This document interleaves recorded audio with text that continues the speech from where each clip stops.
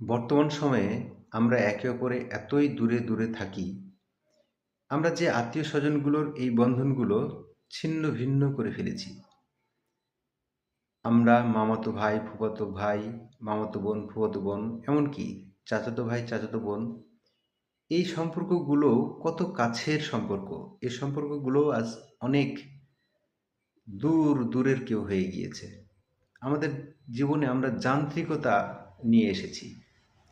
সম্পর্কগুলো আজ কেমন যেন মলিন হতে বসেছে, এবং রাস্তাঘাটে দেখা হলেও আমাদের যেন কথা বলার সময় নয়। এমনকি ফোনে যে তাদের সাথে সৌজন্যতাটুকু এটুকু আমরা রক্ষা করতে চেষ্টা করি না। আসলে আমরা কখন একত্রিত হই জানেন? যখন কেউ মারা যায়, তখন চারজন মানুষ খাটিয়ে ধরার জন্য আর একজন মানুষ উপরে মরে আছে, সেই সময়টা আমরা একত্রিত হই।